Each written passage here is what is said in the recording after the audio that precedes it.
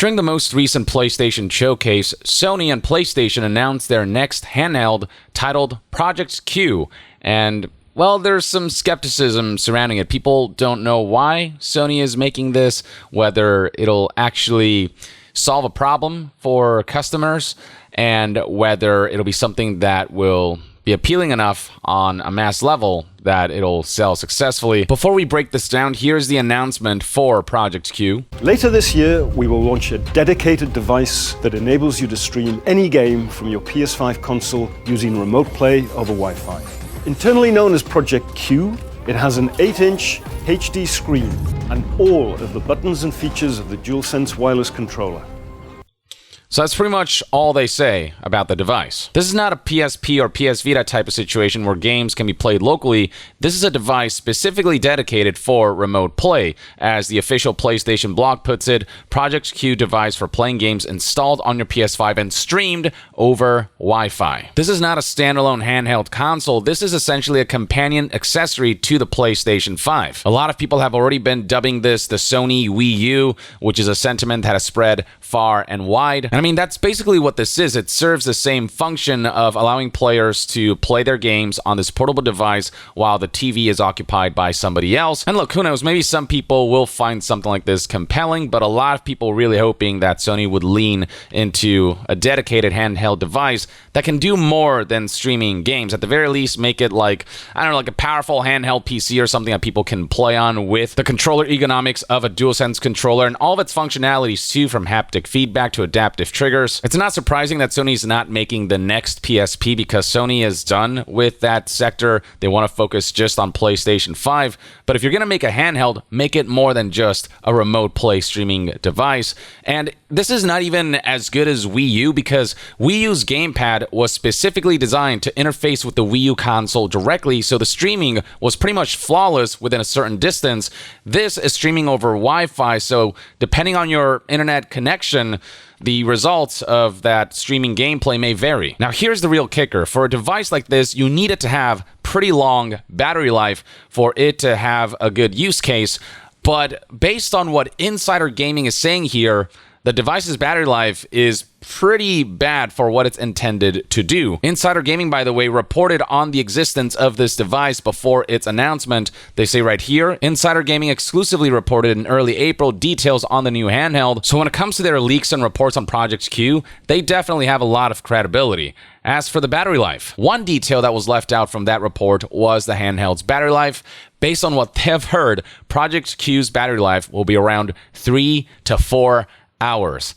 That is going to kill this device. That is going to kill its prospects. If the whole idea of this device is to take your PS5 games on the go via Wi-Fi streaming, a 3 to 4 hour battery life is just plain and simply not enough. It needs to be at least like 8 hours. Part of me is not surprised by this. PlayStation is notorious for their poor battery life. The DualSense controller doesn't last as long as it should.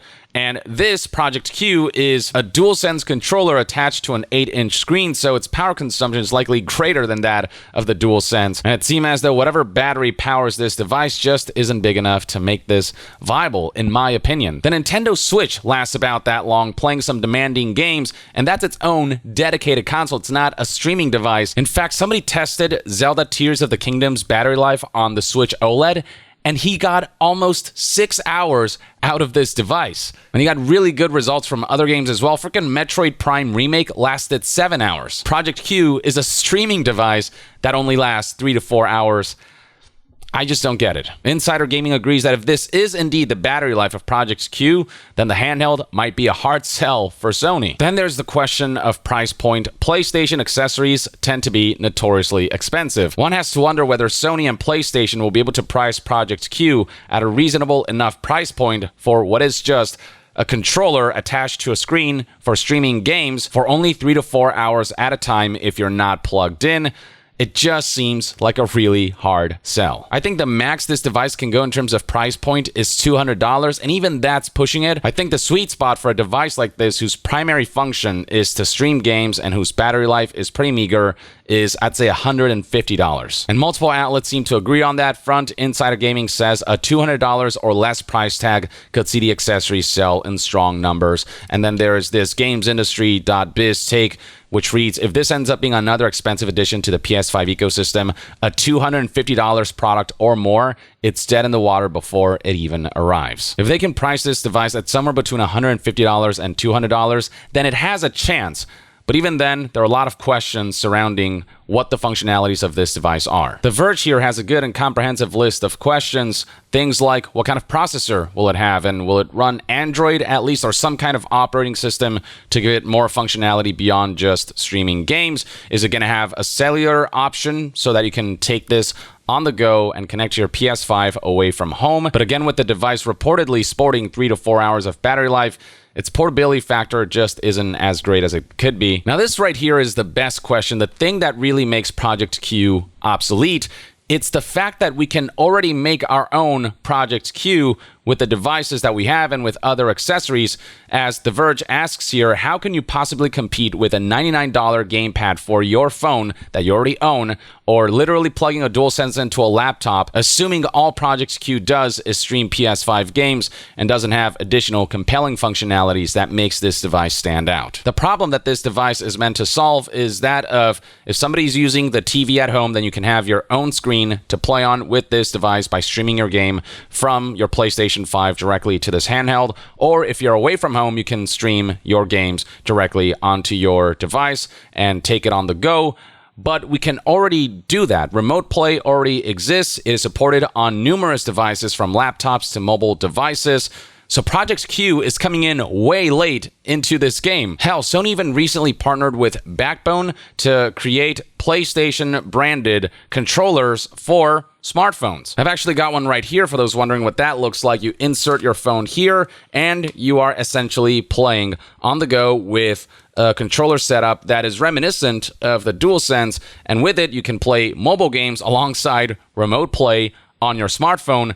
There are already solutions to the problems that Project Q is trying to solve. So the question is, what makes Project Q stand out? Will it have Wi-Fi direct to PS5 connection so that remote play works better and more smoothly on Project Q compared to other devices? Will it allow for second screen features for certain games on PlayStation 5? That seems doubtful to me. The only advantage that Project Q seems to have over other remote play devices is the ergonomics. Looking at the device here, it does look comfortable to hold. It just basically looks like you're going to be holding full-fledged DualSense controllers that are attached to the sides of this tablet-like device. So you're going to get full-fledged analog sticks and triggers alongside DualSense features like haptic feedback and adaptive triggers. The buttons will feel familiar, so that's great. Now, some people have said that this does make the device look ugly. That's going to be a subjective opinion. And there are already jokes out there like this one that equates this device to a DualSense controller cut in half and then ultra-handed into a tablet device,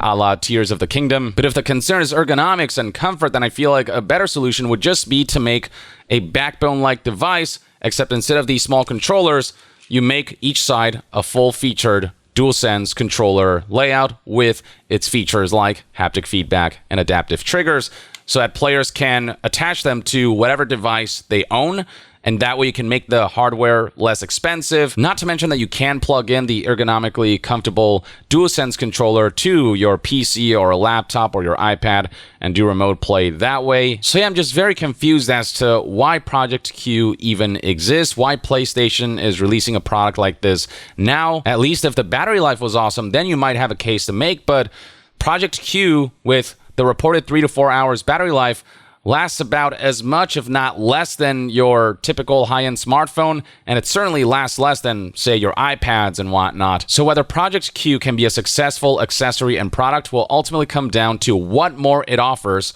that other remote play solutions don't, and what the price point of this device is. Jim Ryan did say that we look forward to sharing more information in the near future, and apparently this device is slated to be released later this year, according to Insider Gaming, sometime in November. So hopefully when Sony and PlayStation are ready to be less vague about this device that's generating a lot of confusion as to why it exists, there will be enough features there that are unique to this device that'll make us go, huh, maybe there's something here. So far, though, I just don't get it. And Project Q, based on everything we know right now, just seems like it's going to be dead on arrival. And I also don't get Sony and PlayStation's strategy of being vague about Project Q, a device that on paper just doesn't sound all that compelling, so you want to blow the lid off of this thing and just show us everything this device has to offer the second it's announced, instead of teasing us like it's something to get excited about. The vagueness is only breeding more questions, more doubts that this remote play streaming-only device will really just not end up being something that will appeal to a whole lot of people. It might appeal to a certain niche crowd, but generally it just feels like this is going to go about as well as the Wii U did, but I guess only time will tell. In the meantime, though, let me know in the comments below what your thoughts and opinions are on Project Q based on what we know about it so far from Sony's official word and from reports, and what you think this device needs to be successful and for it to be compelling. Share your thoughts below, and to be further updated on all things gaming news, reviews, and discussions, stay tuned right here on Young Yeah. I'll see you guys next time. Young out.